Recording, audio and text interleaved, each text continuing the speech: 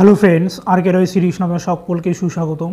বন্ধুরা, আজকে 9ই সেপ্টেম্বরের আপার প্রাইমারির কেসের আপডেট দেওয়ার আগে আমি বলবো যে এই আপডেটগুলো সম্পূর্ণ আনঅফিসিয়ালি আপডেট। কোর্ট চত্বরে একজন বিশ্বস্ত প্রতিনিধি আমার উপস্থিত ছিল, ওনার কাছ থেকেই এই তথ্যগুলো আমি আপনাদেরকে দিচ্ছি। যখন কোর্টের জাজমেন্ট বেরিয়ে আসবে তখন আমরা সম্পূর্ণরূপে জানতে পারবো অ্যাকচুয়ালে আজকে কি হয়েছিল। তো যেটুকু তথ্য উনি আমাকে দিয়েছিলেন সেই তথ্যটুকু হিসাবে আমি আপনাদেরকে বলবো।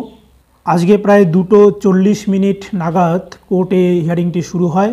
এজি কিশোর দত্ত উনি আজকে পিটিশনারদের যেসব যৌক্তিকতাগুলো দেখিয়েছেন সেগুলোর জবাব দেওয়া শুরু করেন। প্রায় 40 থেকে 50 মিনিট হিয়ারিং হয়েছিল এবং নেক্সট ডেট এই কেসের দেওয়া হয় 15ই সেপ্টেম্বর দুপুর 12টার দিকে। এরপরে হিয়ারিং শুরু হবে। আজকে এজি স্যার যেটা বলেছেন সেটা বিশেষ কিছু বলেননি, উনি একদম গোড়ার থেকে বলা শুরু করেছেন। এসএসসির যে রুলস গ্যাজেট সেই রুলসগুলিকে তিনি সম্পূর্ণভাবে বিস্তারিতভাবে আলোচনা করেন এবং পড়ে শোনান যে গ্যাজেটে কি কি রুলস আছে সেই বিষয়ে কোর্টকে তিনি ওয়াকিবহাল করার চেষ্টা করেন। হয়তো এর পরবর্তী দিনে অর্থাৎ 15 তারিখে তিনি অনেক কিছু তথ্যপূর্ণ যুক্তি তিনি দেখাবেন। বর্তমান যে মেরিট লিস্ট ওনারা প্রকাশ করেছেন সেই মেরিট লিস্ট প্রসঙ্গে তিনি কিছু যুক্তি দেখাবেন।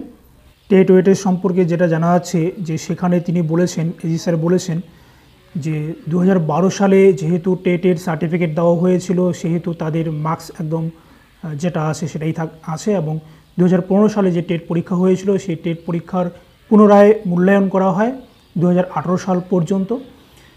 সেই জন্য সেখানে কিছু নাম্বারে হেরফের হয়েছে এবং কীরকম হেরফের হয়েছে এবং সেটা কতটা কি সেটা সম্পূর্ণভাবে আমার এখনও পর্যন্ত জানা নেই। এটা অর্ডার কপি আসবে তখনই আমরা বুঝতে পারবো। এবং ভ্যাকেন্সি সম্পর্কে যেটা তিনি বলেছেন বলে জানা যাচ্ছে যে তিনি বলেছেন যে ভ্যাকেন্সি কিছুটা হলেও বাড়বে, সেটা কতটা বাড়বে সেটা তিনি বলেননি। মেরিট লিস্ট সম্পর্কে তিনি বলেন যেটা কম্পিউটারের মাধ্যমে করা হয় এবং তিনি বলেন যে রেশিও মেনটেন সম্পর্কে যে কথাটি তিনি বলেন যে এখানে রেশিও মেনটেন করা হয়নি বিভিন্ন কারণে, যেমন একই নম্বরের বা একই স্কোরের অনেকগুলো প্রার্থী একই জায়গায় রয়েছে তাই সবাইকে তারা ডেকেছে।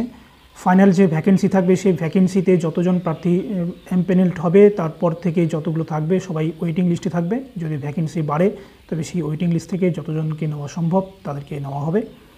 এছাড়াও আরও একটা জিনিস যেটা জানা যায় যে আজকে এই এসএসসি রিলেটেড অনেকগুলো যে কেস হয়েছিল সেই কেসগুলোকে তিনি সেখানে সাবমিট করেন এবং বলেন যে সমস্ত কেসের যে রায়দান সম্পূর্ণ রায়দান কিন্তু এই মেন যে কেস 9597 যে কেসটি আছে এই কেসটির রায়ের উপরেই সমস্ত কিছু সংযুক্ত হবে।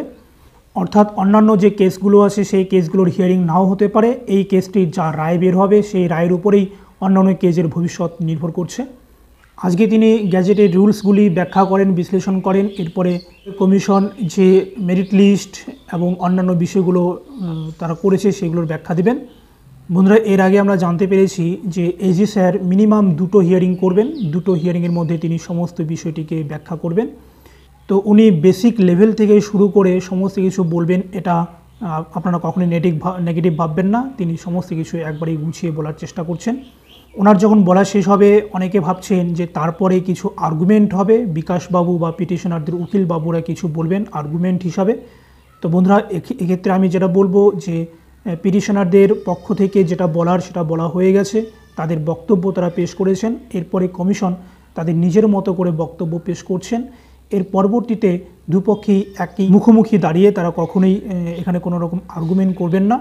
দুপক্ষের কথা মৌসুমী ম্যাডাম শুনবেন, শোনার পরে তিনি নিরপেক্ষভাবে যেটা ভালো হয় সেই রকম একটা তিনি রায়দান করবেন।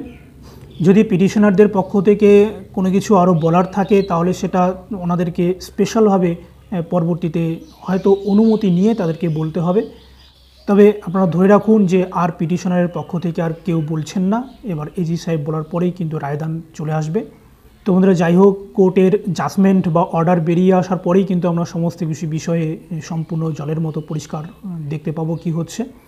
তো আজ এই পর্যন্তই, ভালো থাকবেন, থ্যাঙ্কস।